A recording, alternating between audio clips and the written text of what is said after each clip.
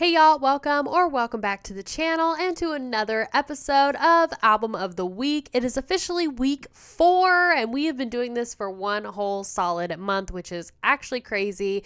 This week's pick is going to be Lovebites and their third studio album, Electric Pentagram from 2020. I want to give a huge shout out to Babada, who super chatted me $10 asking if I would react to Lovebites' song Holy Wars, which is off of this 2020 record. And I really appreciate you, Babada, for your $10 super chat. Thank you so much. I will not react to Holy Wars on the channel, but I am doing them for this series, and that is only because I don't want to have to deal with the copyright claim. You're welcome. But I'm really excited to talk about this album, and I'm really excited to talk about this band because Lovebites is a band that really has made quite a wave in the YouTube reactor sphere for the last 2-3 years. I mean, I definitely think that has probably hindered their reputation a little bit because they're so overreacted to. So many YouTubers are talking about them or were talking about them. And originally, I will admit that I was like, oh, Lovebites is just another super popular, YouTube reaction band, whatever. I didn't have any interest into them. But girl, okay, don't sleep on this band. I actually listened to a few of these songs, I guess in a Patreon hangout stream, I think it was, and I was so impressed by the ladies in this band, and I was like, holy shit, they can play. This is not just your run-of-the-mill whatever metal that's just trying to be trendy. These girls shred, and it is such fun music. So let's just get into Electric Pentagram. As I said, it came out in 2020. This is a 12-song studio album that comes out at a whopping 1 hour and 10 minutes. So this is a beefy stacked record. It is very, very long, and I think honestly right out the gate that is the biggest con for this record, is that it's very, very, very long. It's similar to some of the longest records from Metallica or Iron Maiden. It's just a little bloated. I'm going to be real. It's a little bloated, and a time length that long is going to be a little intimidating for some people. Let's be real. The average, album time is usually 45 minutes. So that is honestly my biggest complaint with this record, is just the length. So if you're not familiar with Lovebites, they are a heavy power metal band from Tokyo, Japan, and they're all female. So this is all chicks singing in this band, and like I said, they shred. So this album reminds me a lot of Judas Priest, Iron Maiden. I get a lot of Epica vibes in here too with some of the symphonic stuff. Dragon Force is listed as a band on Metal Archives that they're similar to, and I guess I could see that for some of the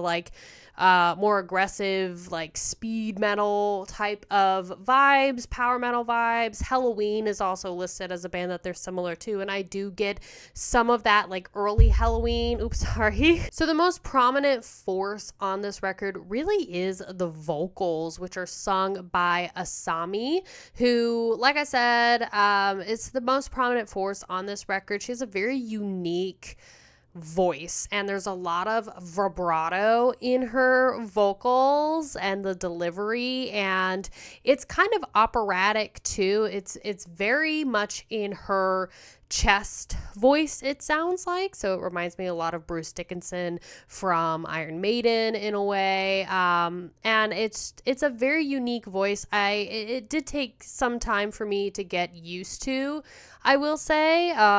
It took a few songs. Originally I was like, I don't know if I could even get through this album because of her voice. It was just so unique, but it eventually grew on me, and I I mean, I like it with just this whole style. So this is an epic adventure.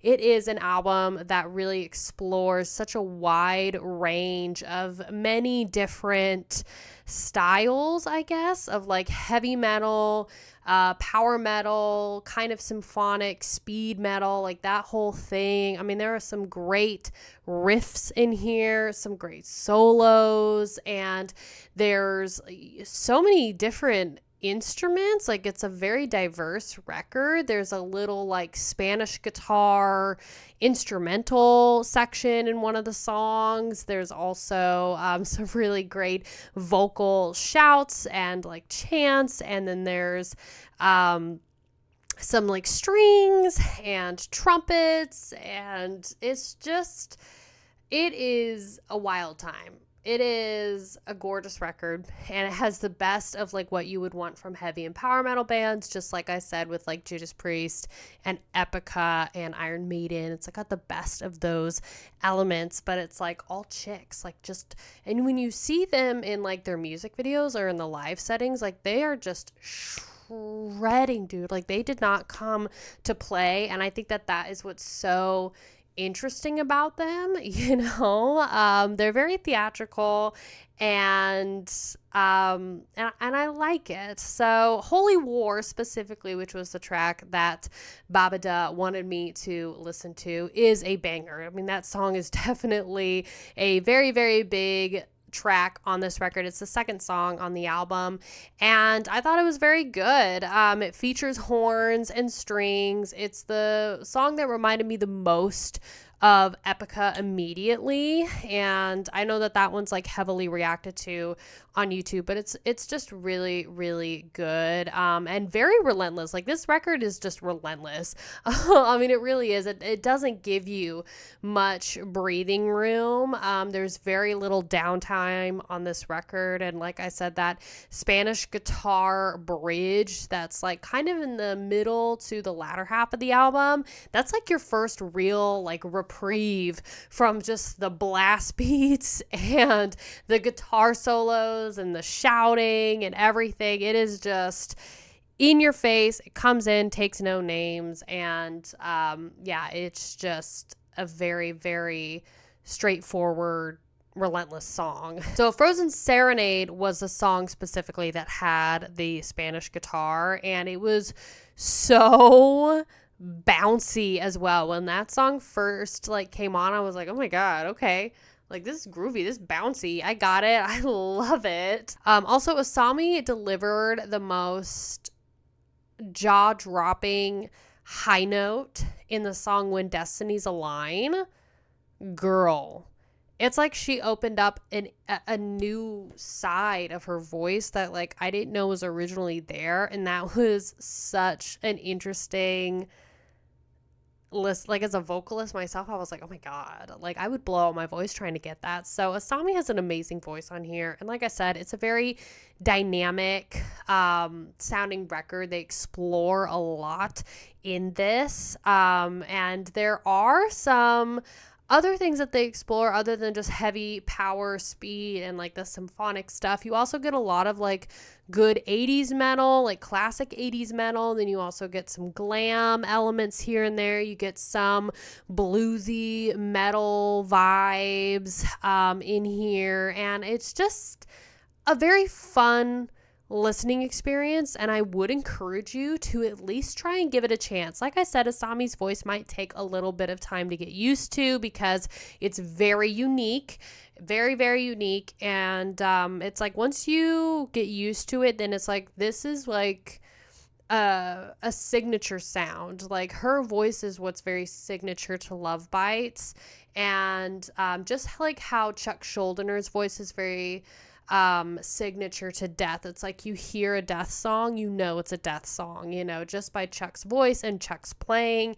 I feel like Asami's voice is the same way for Lovebites. So I would not sleep on this band, and I would try and give them a chance and push away any sort of reservations you may have, because they've been, overly reacted to and talked about and whatever. Like they are so worth the hype. Honestly, I truly do believe that. And they're just very talented ladies. And yeah, I mean, it's not surprising. Japan delivers.